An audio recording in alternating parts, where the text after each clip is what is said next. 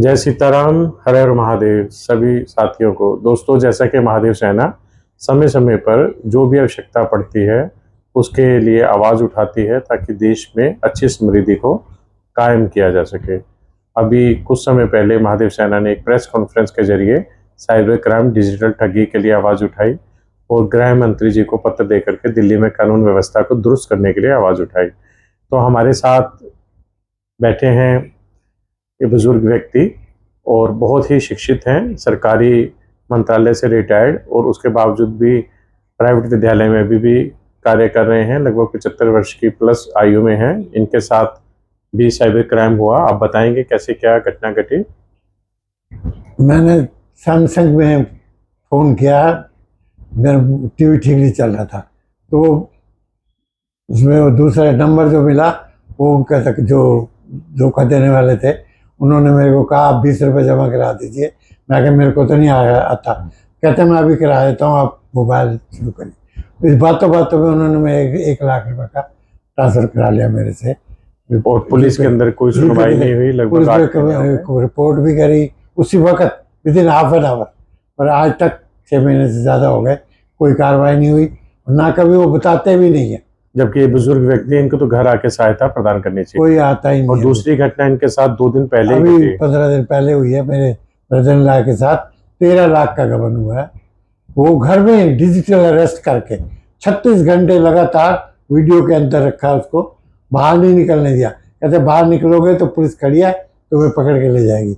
हम बम्बे CBI से बोल रहे हैं और तुमने किसी का पैसा जो है, हवाले का पैसा तुम्हारे दोस्त ने तुम्हारे अकाउंट में जमा, उसको बैंक ले जाके बैंक में अवधियाँ तड़ा के 13 लाख रुपए का उन्होंने ये किया है, इसको ट्रांसफर किया। डिजिटल ठगी हुई साइबर क्राइम से 2 घटना इनके घर की हैं। 13 लाख। और साथ में ये हमारे संगीत प्रकोष्ठ राष्ट्रीय अध्यक्ष दास मोही जी हैं। 2 घटना इनके साथ घटी और मेरे ख्याल से आपके घर के बाहर से आपका फोन स्नैच हो गया।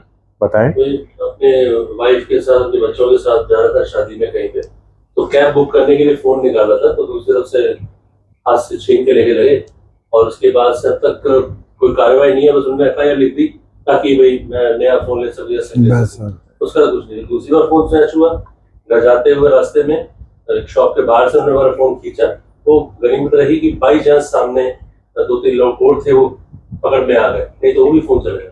और अभी 2 दिन पहले ही हमारे महादेव सेना में एक प्रचार प्रसार करने के लिए वॉलंटियर्स हैं, तो वो अपना फ़ोन निकाल करके किसी को सब्सक्राइब करा रहे थे, शायद यूट्यूब चैनल, उनके हाथ से ही फ़ोन छीना चले गए। और रिपोर्ट लिखाने में भी जो डिजिटल ऑनलाइन रिपोर्ट है उसके बाद उसको बॉक्स में डाल दो, क्योंकि किसी ने कोई कार्रवाई कोई करनी नहीं है। मेरे ख्याल से अगर पूरी दिल्ली में डाटा इकट्ठा किया जाए, कितने लोगों के साथ साइबर क्राइम हुआ, कितनी स्नैचिंग हुई, कितने लोगों की चैन लूटी गई, तो उसमें से कितने लोगों का केस सॉल्व हुआ, तो दिल्ली पुलिस के एकदम से होश उड़ जाएंगे और बड़ा ही ज़बरदस्त सच्चाई का डाटा सामने आएगा कि क्या काम हो रहे हैं। इसी घटना को लेते हुए परसों मेरे ख्याल से 4 अगस्त के दिन एक कांग्रेस की तमिलनाडु से सांसद हैं, जिनका के तमिलनाडु हाउस के बाहर चेन स्नैचिंग हुई है। तो एक सांसद होने के नाते जब उन्होंने आवाज़ को उठाया, तो जो स्पीकर हैं लोकसभा के, उन्होंने दिल्ली पुलिस को सख्त कार्रवाई के निर्देश दिए और गृह मंत्री से भी उन्होंने अपनी आवाज़ उठाई। मतलब कि अगर आपको अपनी आवाज़ उठानी है तो किसी संवैधानिक पद पर ही आके उठानी पड़ेगी। और ये बड़ी गंभीर घटनाएं हैं, इन सबको सामने लाने का हमारा मकसद है कि यदि कहीं पर छोले भटूरे की रेडी लगती है, हलवाई की दुकान है, नाई की दुकान है, खिलौने पटाखे कहीं लगते हैं, यहाँ कोई रिक्शा स्टैंड है, तो दिल्ली पुलिस की डायरी के अंदर वो एक चीज़ नोट होती है। एक भी रेडी फ्रूट वाला, नाई वाला कोई बच नहीं सकता, उसकी एंट्री जाएगी, चाहे वो ट्रैफिक पुलिस है, चाहे वो सिविल पुलिस है। तो यदि इन कामों में इतनी दुरुस्त है पुलिस, तो हम ये जानना चाहते हैं कि क्राइम को रोकने के लिए दिल्ली पुलिस किस तरह से चुस्त हो सकती है। तो हमारा बहुत ही निवेदन है हाथ जोड़ करके कि देश हमारा विश्व गुरु बनने जा रहा है और इतनी बड़ी संख्या है और हम हर तरह से सक्षम है।